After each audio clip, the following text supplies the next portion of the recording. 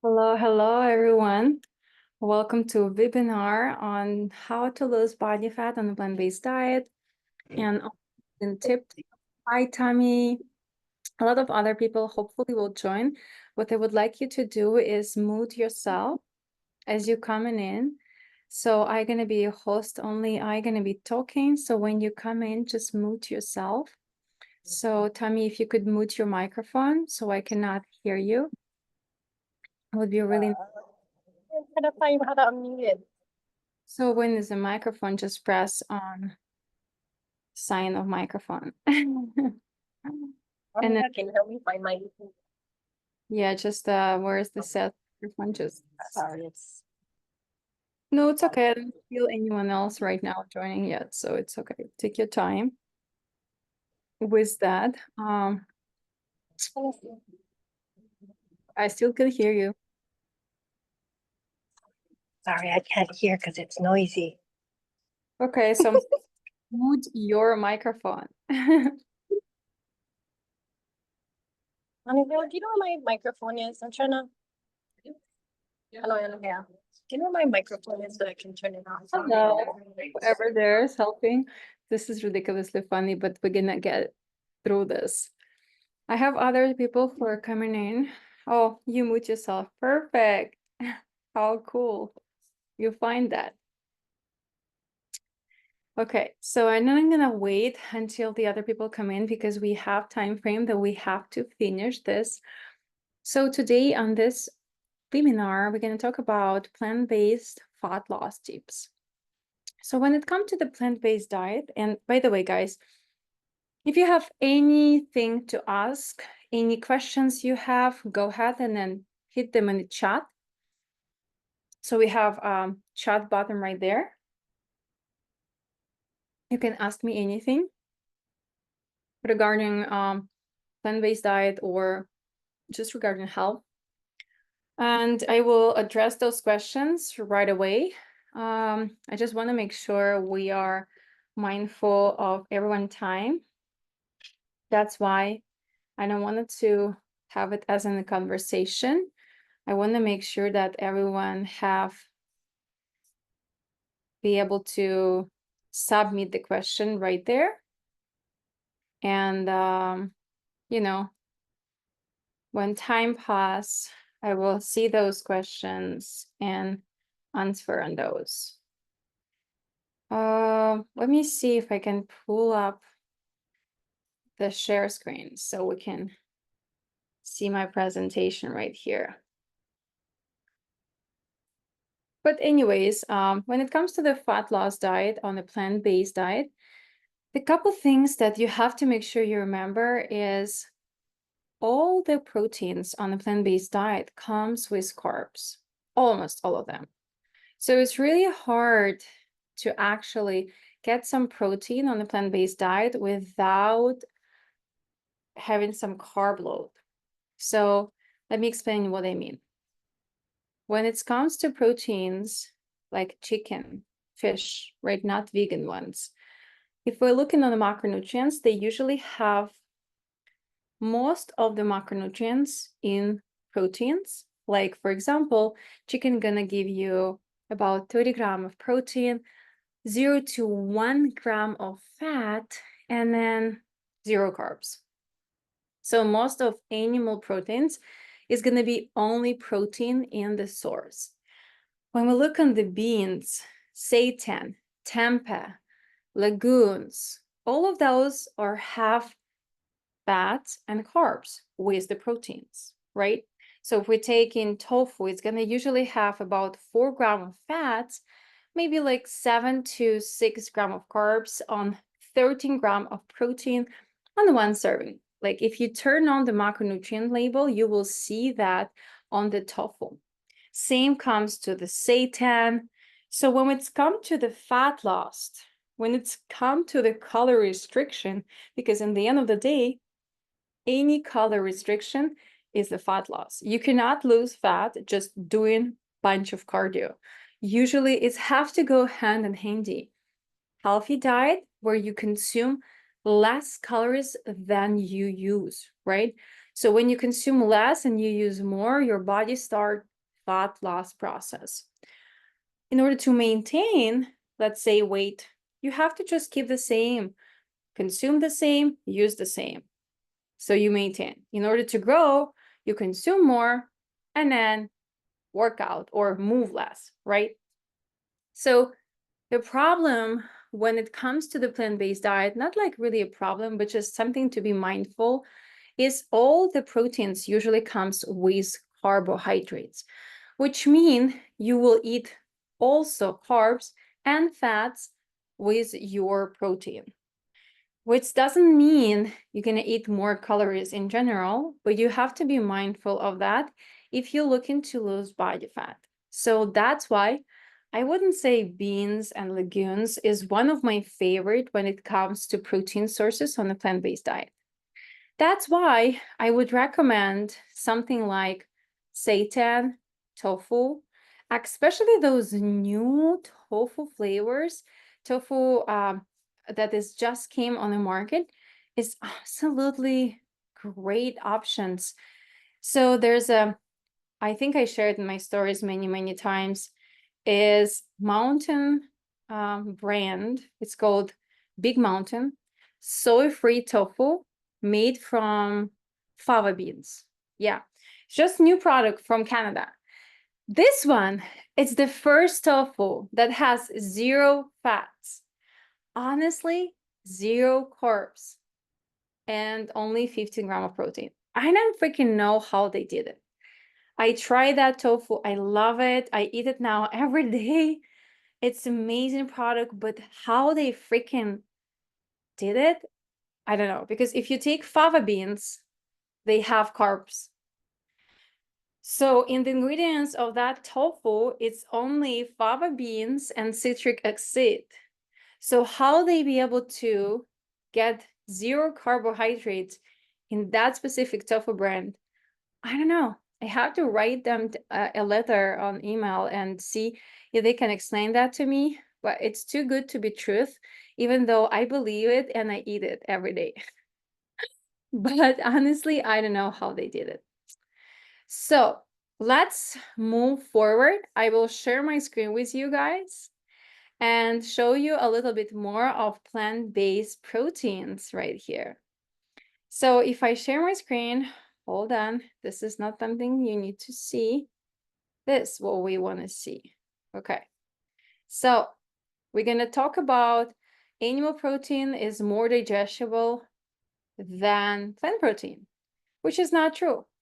So that's a common misconception that animal protein is more digestible. Because here, right here, you can see on my little table right here, which is I took from digestibility research on the health and fitness website. It actually shows, let me make it big for you. Okay. So it actually shows that there's a two main scores of digestibility for people. There's a PDCAS and DIACS. Doesn't need to know those names, guys. Don't really worry about those. What you need to know is that's two score systems showing us that you digest eggs, milk, soy protein, beef, and chickpeas, and whole wheat in these numbers. Welcome back, Tommy. You need to mute yourself again to come in and come out.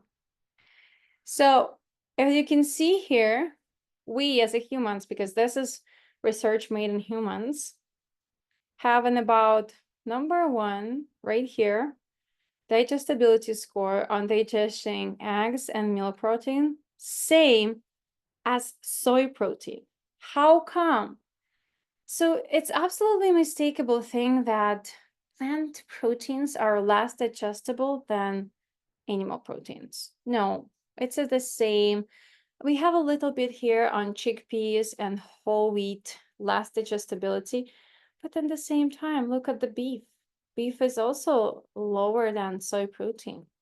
So those percentages are showing us that animal protein is the same digestibility as the plant protein, so we shouldn't be worried about that at all.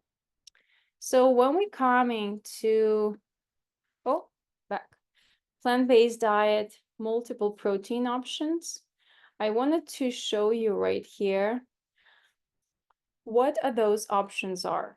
So I break them down into the 4 sections. Right here, you have organic soy products, but a lot of people can be allergic to soy. So I put some wheat products right here. Some people can be allergic to wheat. So we have beans and legumes right here, and then nuts and seeds and etc. Etc. is like nutrition yeast, spirulina, all those powerful um, additives, powerful tools that you can add it into your smoothie bowl or into your salad and pump up the protein level and get some more nutrients into the body. Simply by adding nutritional yeast, you can have 6 grams of protein on the top of any meal. Plus, nutritional yeast have so many benefits for your health. It's just crazy how amazing it is for your body. Is getting off the inflammation. If you have hard workout, if you have any inflamed things in your body, the nutrition is this powerful tool that help with that. Microprotein coming from fungus mushrooms is one of the new things, as well as the fava bean tofu that are came on the market just recently. You can buy some frozen meats in Whole Foods or Safeway, and they're gonna have the fungus mushroom protein in them if you look. Most of them comes from Canada, I believe. Amazing product, new in the market, because we used to get proteins only from soy and wheat. Now we used to get them from mushrooms, and that's amazing switch, I think. So if you worry, which is the common things that I hear, do I get enough protein? Well, if you worry about that on a plant-based diet, we got you covered right here. We can completely get enough protein on a plant-based diet. Trust me, focusing on just variety of food in your plate. So right here, you can see on this little table that lentils have 9 grams of protein on 1 of the cup. If you can just eat lentils instead of rice or black beans, you already have 8 or 9 grams of protein. Add tofu to 10 grams of protein on 1/4 of the cup. Quinoa, chia seed, peanut butter, almonds, veggie burgers, everything is available right now, right there to get your protein levels. So it's absolutely easy to get enough protein right now. I would say that it used to be like 10 years ago. So I don't think you're gonna stuck with any problem right here, honestly. So moving forward, what's happening?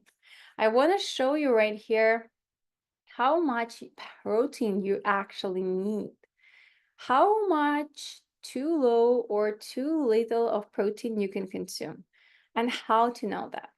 So, if this is even possible to eat too much of protein, because we all worry that we don't have enough, but what if we have too much? Well, it's really hard to actually get too much of protein.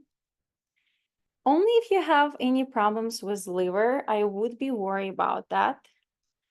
But too much of protein is not going to do anything other than giving you extra calories. So overdo on protein is just going to give you a little bit more calories to consuming and digestion.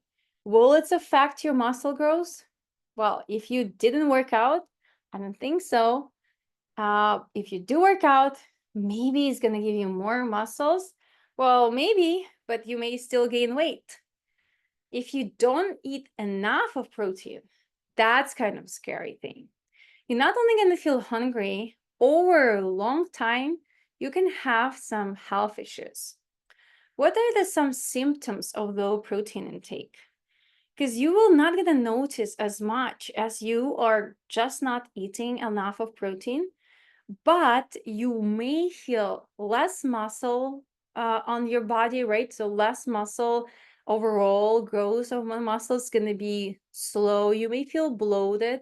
You may have water and retention somewhere if you don't eat enough of protein.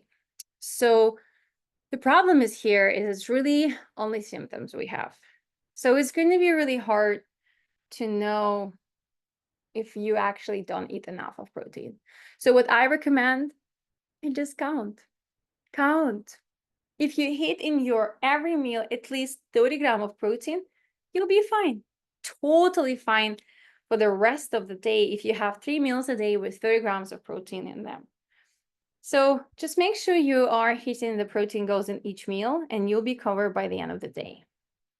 Oh, why is he doing this? Okay. Now we have this beautiful picture I placed right here to share with you. You can do a screenshot of that. The top 9 plant protein foods. Oh, this image are absolutely amazing.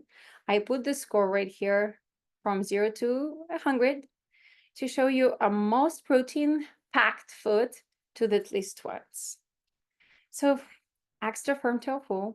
Nutrition is have 72%. Seitan 77, 55 lupini beans, tempeh is 40, 66 sunflower seeds protein powder. The protein powders comes from the plants are the best. I definitely recommend you those. As you can see, I put them into 66 and 79 section. So super cool to have, a little protein shakes here and there, or maybe adding your protein powder into oats. I always do that. So let's move forward.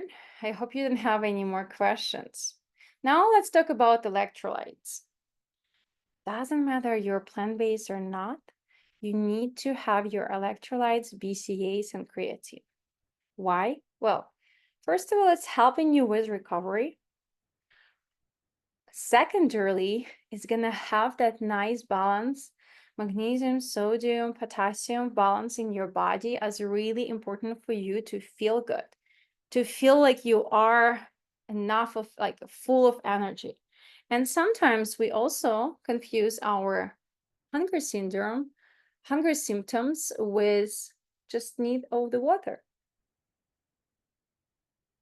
So I suggest you to drink 2 cups of water before each meal, and then also electrolytes during the day.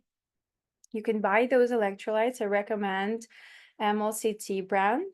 I have the code for you to share, but you can also just add some salt and lemon into your water during the day, and it's going to help you to hit some magnesium and potassium levels, BCAAs and creatine. Branches amino acids are really building blocks of protein. So if you work out, you would definitely be complemented if you take in BCAAs, either in pills or I like in a powder form. Make sure your BCAAs are vegan because some of them comes from animal sources. And creatine is something that is going to help you to hold the water into the muscles. So you will feel more energy in the gym, and then it's going to help your muscles to recover. I like to actually buy creatine and pills on Amazon because I don't like how it tastes like. It has like that malty taste to me. So that's what I do, but you can also just have BCAAs and creatine together as a specific drink that you do drink during your workouts, and it's going to help you to feel better and to recover faster. Now I'm going to stop sharing my screen and check in with you quickly and see if you have any questions and how you're doing. Okay. Sounds good. We're doing good. Okay. So let's go a little bit deeper into a creatine and see how it's actually affecting our bodies. So sharing my screen again. So creatine is a molecule that are produced in the body from amino acids, and it's primarily made in the liver, kidney, and pancreas. Creatine role is energy production. So creatine does cause the muscle to hold greater amount of water, And this is why creatine is helping you to actually be able to push out more weights in the gym. So creatine drives more water directly inside of the muscle cells instead of um, taking it out. So it's going to help you to recover after your workouts. But if you feel a little bit of scale goes up after you start taking creatine, don't worry. It's normal. Your body is holding a little bit more water. So it's not fat, you're not gaining weight, you just have a little bit more of water retention, which is normal for your body. The next slide we don't need. We already talked about BCAs. Let's see what else I want to talk about with you today. Okay, this is important.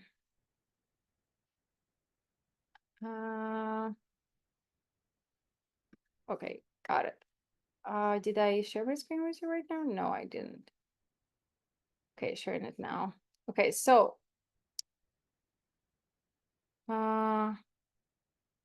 muscle protein synthesis. This is important to know because a lot of the time I hear that these muscles are not having the same muscle growth on the plant-based diet because we don't have that the same protein synthesis as with animal products. So here on this picture, you can see the two muscle protein synthesis path. First one and the second one are different just because first one is from plant-based meal and the second one is from animal source. So if you eat the meal, see, you are gonna gain some weight if you don't work out. If you do resistance exercise and you eat meal, look at that, look at that. You are gonna grow so much more. So in the end of the day, doesn't matter you eat animals or not, you need to exercise. Resistant training will affect the meal you eat and give you a much more muscle growth and less fat growth as you eat. So this is, happened because of this MPS, muscle protein synthesis. It's a short term and a boost in the muscle production that happens after meal.